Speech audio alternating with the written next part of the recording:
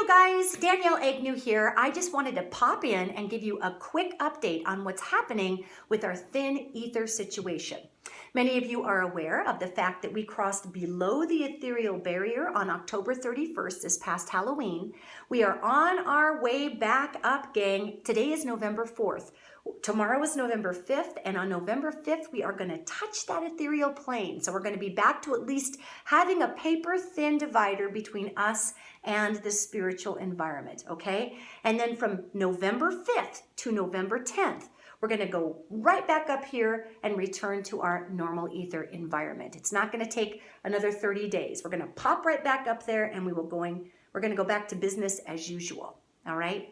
Now, I do want to cover something here quickly. I have received so much email from you guys asking me what the heck an ether even is. And I was a little surprised. So I Googled ether, and there is really nothing out there that's very helpful describing what the heck an ether actually is. There's a bunch of esoteric information or some really metaphysical stuff. And that to me is not very helpful. So I'm going to take a few minutes here and explain to you what an ether is. So next time we have a situation like this and I happen to broadcast that we do have a thin ether environment, you will know just exactly what the heck I'm talking about. So here we go. Let's get down to it. I love Discovery Channel moments. I just do. All right. All right, gang. An ether is a spiritual baffle, like a filter that sits in protection between the energetic or spiritual realm and the physical realm, all right? Now, why is this important? Well, think about the Earth. The Earth has the magnetosphere all the way around it. When we have big solar flares, those solar flares don't fry the Earth because that flare comes and hits the magnetosphere of the Earth and travels around the outside of the magnetosphere, and we have a disturbance in our ionosphere, and that makes people weird too because it does rain down some electromagnetic disturbance. But a majority of the impact blast from that solar flare is caught by the magnetosphere, goes around the Earth, saves the Earth. Yay, we're happy. Okay, so our ethers act for the body and for the spirit, just as the magnetosphere acts for the Earth. The amount of electromagnetic energy and spiritual energy that exists in frequencies, by the way, that we can't even measure here on Earth, the amount of energy that is out there is astronomically unbelievable, okay? Now, the reason that we have these energetic barriers in place, or filters, is so we in a physical body can function properly. What does that mean? Well, you know what your brain is? It's an electromagnetic organ. Yeah, it is. If you blow up pictures of synapses and thought processes in your brain and you blow them up hugely, they look just like a lightning storm. The brain is one of two naturally occurring areas on the Earth that produce electromagnetic energy on their own besides lightning. How cool is that? So, why is this important that we have these ethereal baffles in place? Well, you ever notice that your cell phone doesn't work so well during a solar flare storm? You know why? Because the ionosphere is being impacted with all of that magnetism from the sun. And our ionosphere is what we bounce our cell phone signals off of.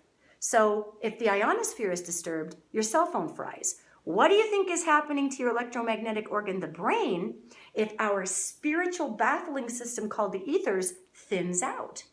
We too are receiving huge amounts of electromagnetic and spiritual energy into the physical self that we normally wouldn't incur. Now, there's a few weirdos here on Earth, like myself, who are fairly used to a higher than normal energy threshold and receiving that, all right? Most people are not. So here's an example of an ether. An ether acts, and we have several layers of these things. Think of them like drywall. They're layered up. An ether acts just exactly like a filter, and say they're normally this thick, this wide. So here comes all this spiritual information, boom, hits our filter, and that turns into a very nice usable piece that's just big enough for our electromagnetic noodle to actually think about and feel and translate as the spirit and make some sense out of.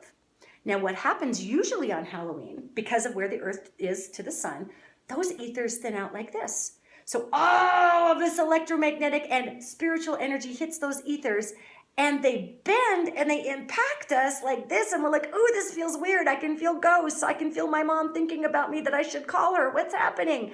We can feel it, yet there's still just a teeny little bit of a barrier. What happened this year? Nothing. No barriers.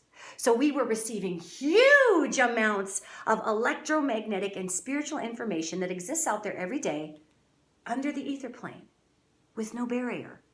So it's like standing there while Muhammad Ali just punches you up. Oh, this impulse, pow, pow, pow, pow, pow. Like the poor earth with no magnetosphere, it would get fried the minute we had a solar flare. So people spiritually and emotionally were being fried because our emotional and spiritual baffling system had gone down. Now there's a reason for this happening. People dealt with their hugest fears. We had an opportunity to really clean out some deep emotional closets that normally would not even be touched by us because we're too busy living in our day-to-day. So this has been a gift, though it was rough for people. Keep in mind, we have one more day until we get back to the thinnest ether points, and then in 5 days on November 5th, we're going to return to our normal ether filter threshold that returns energy to us in a usable format.